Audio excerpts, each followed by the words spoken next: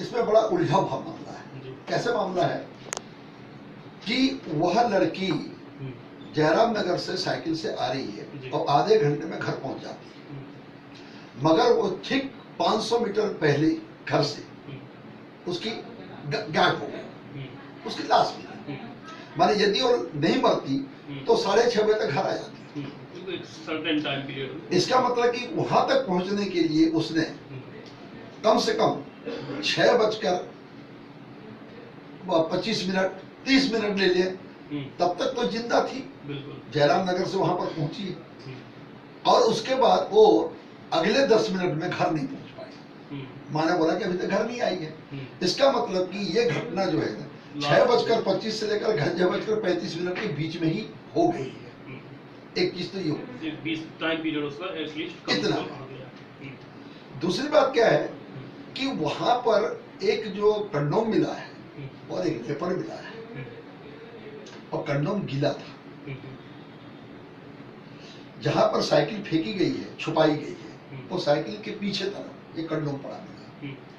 तो यदि कंडोम यदि इस प्रकरण में यूज हुआ है, क्योंकि यूज्ड है वो, तो प्रश्न ये उठता है कि यदि कोई ये हादसा होता कि अचानक एक लड़की दिख गई और मुझ में शैतानियत हो गई, मैंने उसका बलात्कार कर दिया या संभोग कर दिया, मैं कंडोम लेके मैं जेब में घूमते रहूंगा, कोई भी मिले तो मैं यूज करूंगा? नहीं, it is a pre plan. इसका अच्छा, दूसरी बात क्या है कि रेप एंड मर्डर वही होता है जहां पर कि आइडेंटिटी डिस्क्लोज होती है। जैसे कि मान लो कोई व्यक्ति रायगढ़ गया, रायगढ़ में किसी से रेप कर दिया जंगल में, उसने बोला कि मैं रिपोर्ट करूंगी, तो मैं बोल दूंगा, बोल देना रे राम लखन आया था। पर यदि उसने बोला कि डॉक्टर सतपति क्या बोल रहे हैं, तब मैं मर्डर कर। इफ द आइडेंटिटी डिस्क्लोज, इसका मतलब कि मर्डर तभी हुआ है जब वो person is well known to her, उससे अच्छी वाकिफ है। अब उसमें दो सवाल होते हैं, क्या ये आपसी सहमति से हो और किसी नियर एंड डियर ने देख लिया, वो तो इत्मीनान करके सेक्स करके निकल गया और उसका परिवार का आदमी उसको देख के भड़क गया, तो कहाँ कर रही थी, क्या कर रही थी, वो जो भी है एक दिशा ऑनर के लिए तरफ भी जा सकती है। तो इसमें मैं दो चीजों पर मैं इसमें मंथन कर रहा हूं। अच्छा, दूसरी बात क्या है कि डॉक्टरों ने जो पोस्टमार्टम किया, ठीक है, इसमें कोई दो प्रश्न नहीं होता कि इसमें हत्या तो है ही है। अच्छा, हत्या में कोई डिबेट नहीं है। अब उसको गला घोट के मारवाइए चाहे मुंह दबा के मारिए, मर्डर तो हुआ ही है। उसके सिर्फ चेहरे पर ही चोटें हैं, बाकी शरीर पर कहीं चोटें नहीं, और चेहरे पर भी ऐसी कोई चोट नहीं है जिसमें की मृत्यु हो जाए। जैसे मुक्का मार दिए, आंख फूल गया, यहाँ फट गया, मृत्यु का कारण नहीं है। ये मृत्यु का कारण नहीं है, कम से कम पंच तो नहीं है, समझे। तो सवाल ये उठता है कि यदि कोई आदमी उसको हत्या करने की वजह से मार रहा है तो उसको साधारण तरीके से नहीं मारेगा, क्योंकि सामने वाला भी तो हमला कर सकता है ना। अच्छा, दूसरी बात क्या है कि जहां पर डेड बॉडी मिली है और जहां पर ये कंडोम मिला है, उसका डिस्टेंस कम से कम न होने से 700-800 मीटर है, तो काफी 1 किलोमीटर करीब हो रहा है।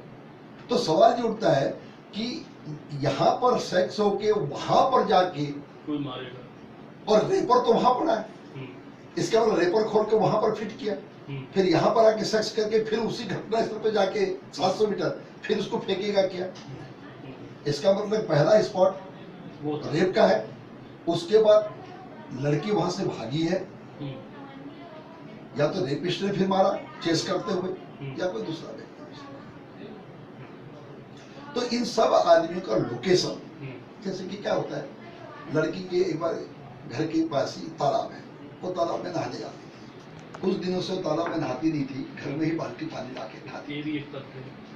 प्रश्न ये उठता है, इसका मतलब कि कोई ना कोई आदमी उसको या तो तंग कर रहा था या चेस कर रहा था, जैसे कि बरगद के झाड़ के नीचे एक आदमी रात दिन छुप छुप के देख रहा कोई था, ये तय। तो ये तमाम बिंदु हैं, यदि पुलिस इसमें ढंग से मेहनत करे और सबका लोकेशन, क्योंकि आज की मोबाइल एक ऐसी चीज हो गई है, सबके पास मोबाइल है। अच्छा, वहां पर जो भी इस तरह के लड़के हैं, कोई बाहर कि बिलासपुर का आदमी जाके तो रेप नहीं किया है, it was a local person. तो ये बात तय है अजनबी नहीं है, तो फिर लोकल ही लोकल ही है। तो आसपास के लोकली जितने भी इस तरह के तत्व हैं, उन तत्वों का यदि सिलसिलेवार यदि हम एलिमिनेट करें तो संभव निकल के सामने सामने आएगा। यानी थ्योरी वन कारण इसलिए हो गए सब कुछ नहीं, कारण इसलिए कि जब बड़े बड़े बच्चे हो जाते हैं वो अपनी जिंदगी में मस्त हो जाते हैं। माँ जब बच्चे छोटे रहते हैं उनके साथ अपना समय गुजार लेती है, किंतु जब बच्चे बड़े हो जाते हैं वो अपना समय अपनी बीवी के साथ गुजारते हैं और फिर बीवी अकेली रह जाती है। और हमारे उम्र में तुम लाख झगड़ो मैं मना लूंगा, मैं लाख झगड़ो तुम मना लेना, क्योंकि अंत में हमें ही रहना है।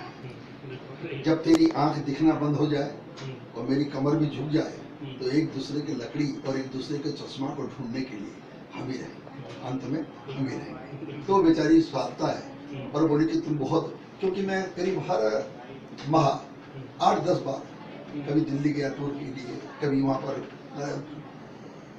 वकीलों बल्कि जजेस का ट्रेनिंग था। अभी मैं परसों ही मैंने दिल्ली से आया तो अकेले तन्हाई रहती है तो अब बहुत क्रोध करती है।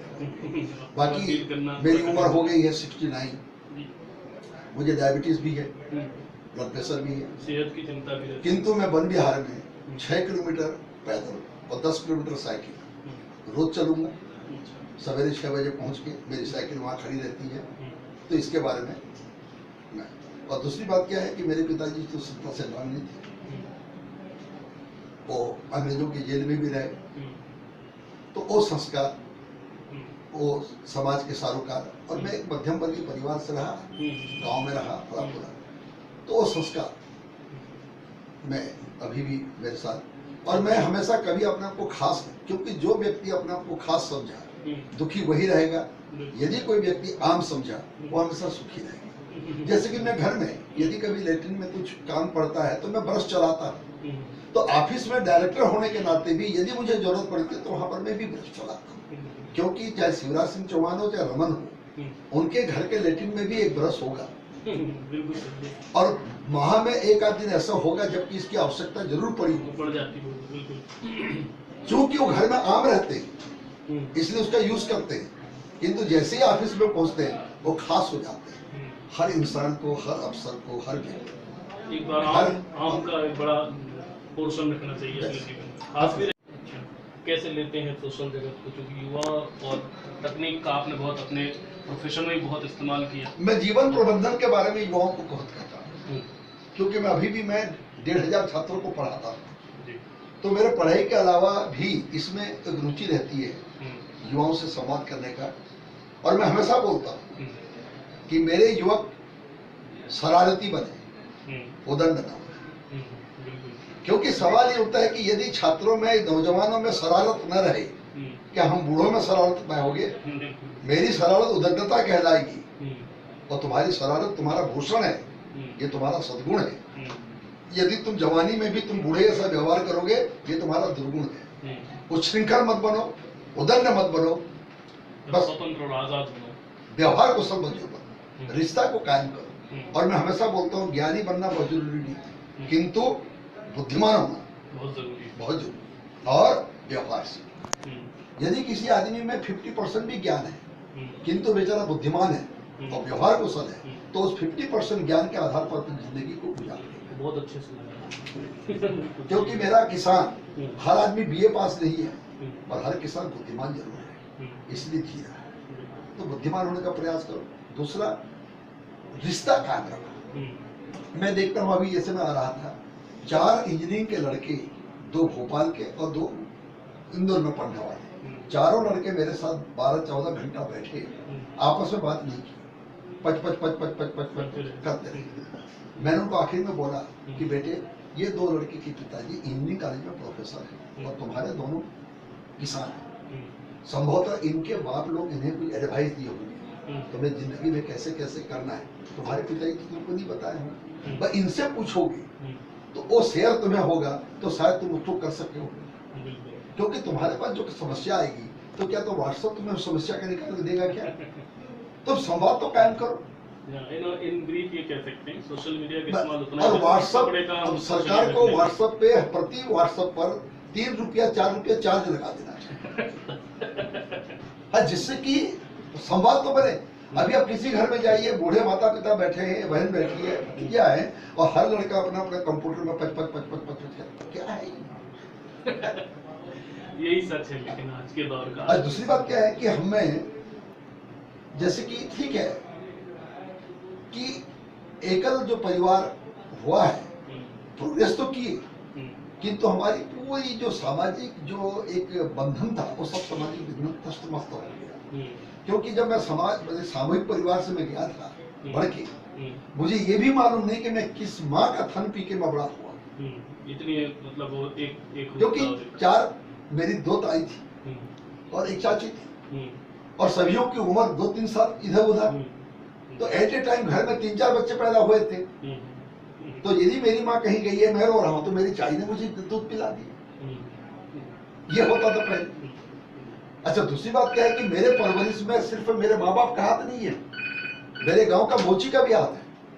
यदि मैंने कभी जवानी में कोई बदमाशी करने के लिए, बीड़ी पीने के लिए दोस्तों के साथ कहीं पर बैठा हूँ और मैंने देख लिया कि मोची चाचा आ रहे हैं, तो मैं डर के मारे भाग लेते थे हम लोग। ये बता देंगे इसका मतलब कि मेरे परवरिश में पूरे गांव की निगाह थी, ये पूरी सोसाइटी का हाथ था। किंतु वर्तमान में वो नियंत्रण खत्म हो गया। क्यों है यदि इसके बारे में मुझे बहुत दुख होता है। माने कि यदि मैं किसी युवा से यदि मोटरसाइकिल तेज चला रहा है, यदि मैं बोला कि बेटा धीरे चला, तो फट से मुंह से गाली देके ही मुझसे बात करेगा, ए बुढ़े, जो कि बहुत दुख लगता है। और सबसे बड़ा सुखी ये है कि कम से कम मुर्दों के प्रति जो मैंने सोचा था कि मैं इनको न्याय दिला, तो मैं उसमें सफल रहा।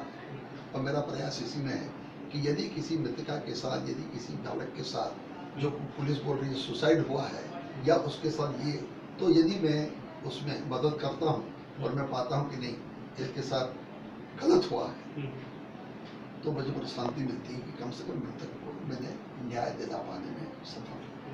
बहुत अच्छी बातचीत, शुक्रिया, बहुत अच्छा लगा आपसे बातचीत करके, और आगे भी हम बात करते रहेंगे क्योंकि ये विषय ऐसे है कि इनमें आपका प्रोफेशन का बड़ा हिस्सा है जी। तो इसलिए आपकी पर्सनल लाइफ पे बहुत कम हम लोग जाता है क्योंकि आपके जो ज्ञान था इससे जुड़ा हुआ वो महत्वपूर्ण है लोगों तक पहुँचना। Thank you. अंदर तो कम से कम आप ऑटोप्सी के मामले में एक सिंगल हैं और फॉरेंसिक के उसके मामले में आपका मतलब एक हाथ है। यहाँ भी आप एक इस मसले को लेकर आए हैं, बहुत ही क्रिटिकल और जटिल मसला हो गया है, तो कालांतर में। पहले तो मैं आपसे नीतिगत बात पे कर देता हूँ, जैसे हम अभी थोड़ी देर पहले ही कर रहे थे। फॉरेंसिक जो भी असिस्टेंट्स हैं उसको कोर्ट कितना एकोमोडेट करता है अपने डिसीजंस में, और इन्वेस्टिगेशन के दौरान पुलिस उसको कितना मतलब तवज्जो देती है और कितना उस पर विश्वसनीयता जाहिर करती है। जो भी हमारा फॉरेंसिक साइंस है, उस फॉरेंसिक साइंस पर पुलिस वालों का जो ज्ञान है वो मुश्किल से 10%, बहुत बेसिक भी नहीं। कारण इसलिए उनके पूरे ट्रेनिंग पीरियड इन सब चीजों को न पढ़ाया जाता है, न लिखाया जाता है, न समझाया जाता है। और सबसे मुसीबत ये है कि अभी भी पूरी पुलिस व्यवस्था को देखेंगे तो हवलदार रामपुर और ASI कटिया यही भी बेचक है। इसके पहले ऊपर जितने भी TI, CSP, DSP, ये सब सुपरविजन अधिकारी हैं। वो बाद में घटना को देखते इनकी लिखा पढ़ी के आधार पर सुपरविजन करते हैं, किंतु जो लिखा पढ़ी घटना स्तर पर करता है वो एक बेसिक वो कर लिया, उसने अपनी अकल से जो लिख दिया पारंपरिक ज्ञान से, उसको न कोई मिटा सकता है न कोई बुझा सकता है। जैसे कि मैं एक एग्जाम्पल दूं, यदि जवान निकली हुई है तो हवलदार के दिमाग में है गला घोटा होगा तभी जवान निकली। मैं लाख कहूं कि लाश सड़ गई है इसीलिए ये गैस की पॉजिटिव प्रेशर से बाहर निकला है, तो हवलदार बोलता है कि साहब देखिए मैं एक बार जवान बाहर निकाल दिया हूँ, वो तो निकली रहेगी, भले ही ये केस कुछ भी करो। फिर बाद में इसमें वो होता है रिकवर, मतलब बाद की इन्वेस्टिगेशन। हाँ, अच्छा दूसरी बात क्या है कि जुडिशरी ये माने कि अभी इसको पॉजिटिव चीज बोलिए चाहे नेगेटिव चीज बोलिए, क्योंकि कोर्ट में जो भी पक्ष जाता है वो प्रकरण के बारे में कुछ न कुछ जानता है, सही जाने चाहे झूठ जाने पर जानता है। और दोनों वह पक्ष उस व्यक्ति को बताते हैं जो प्रकरण के बारे में कुछ भी नहीं जानता, जो हो रिया सो हो रिया, गणपति बप्पा बोल। जो पक्ष अपने केस को जितना मजबूती से प्रस्तुत करेगा, निर्णय उसके पक्ष में आएगा। और एक क्या आपको बताऊं, न्यायपालिका कभी भी न्याय नहीं देती है, वो एक निर्णय देती है, वो एक फैसला देती है, जजमेंट देती है। वो फैसला न्याय संगत है अन्याय संगत है, ही लिस्ट बॉदर अबाउट दैट। साक्ष्यों के आधार पर एक निर्णय देती है बस। जो सुन रहा है इधर से उधर से। और कोर्ट में दो पक्ष होते हैं, एक होता है पुलिस और एक होता है डाकू, मतलब अपराधी को हम डाकू मान रहे हैं। तो दोनों आदमी लड़ रहे हैं, तो पुलिस लड़ रही है फर्ज निभाने के लिए और डाकू लड़ रहा है जान बचाने के लिए। तो जो जान बचाने के लिए लड़ रहा है वो हमेशा जीतता है, ज्यादा ताकत लगा। और हम लोग जितने भी आदमी कोर्ट में पहुंचते हैं सरकार की ओर से, पुलिस की ओर से, हम सब सिर्फ एक औपचारिकता, व्यावहारिकता के नाते वहां पर जाते हैं। ऐसा भी हो सकता है, ऐसा भी हो सकता है, मैं जाऊं सर। तो यदि कुछ देर के लिए हम जो भी उभय पक्षी जाते हैं, यदि प्रकरण में सत्यता है, हम कुछ देर के लिए हम भी डाकू से मुकाबला करने के लिए वही साहस वही हिम्मत रखें, हम भी कुछ देर के लिए डाकू बन जाए, फिर देखिए कैसे डाकू बाहर भागता है। अच्छा, दूसरी बात यह है कि जैसे कि पोस्टमार्टम करना ही मेरा काम है, जबकि एक साधारण डॉक्टर जो पीएससी लेवल में पोस्टमार्टम कर रहे हैं, पोस्टमार्टम करना भी उसका काम है, वो भी वाला है और मैं ही हूँ।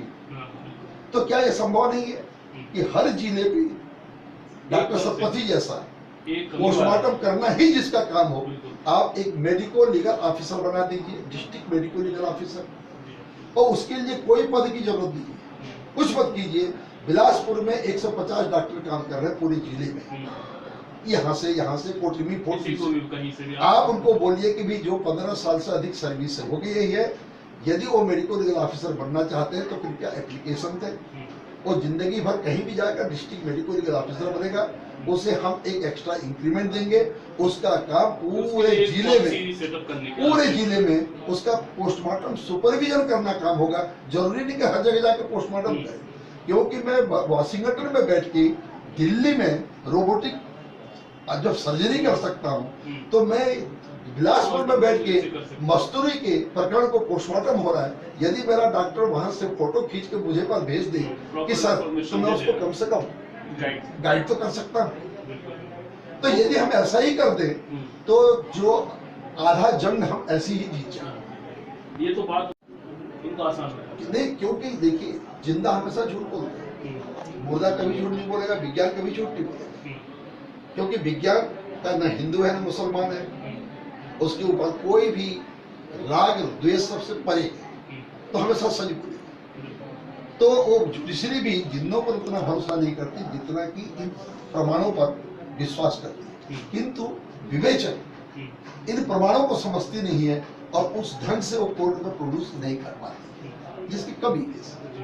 सतपथी साहब ने कभी ऐसी व्यक्तिगत स्तर पे कोई ऐसी मुहिम चलाई हो या ऐसी कोई आपकी रिकमेंडेशंस रही हो स्टेट गवर्नमेंट्स को लॉ मेकिंग के दौरान, तो वो जरा इन 3 बिंदु आप बहुत ही मतलब जमीन के बिंदु उठा रहे हैं कि जो विवेचक होता है वो पारंपरिक पुलिस अधिकारी होता है, जिसको उसकी एजुकेशन ज़्यादा ना होने की वजह से आगे प्रमोशन नहीं मिल पाया, तो वो मुंशीदी या विवेचक बनकर बैठ जाता है ऑफिशियल सेटअप में। आपने बड़ा अच्छा क्वेश्चन किया।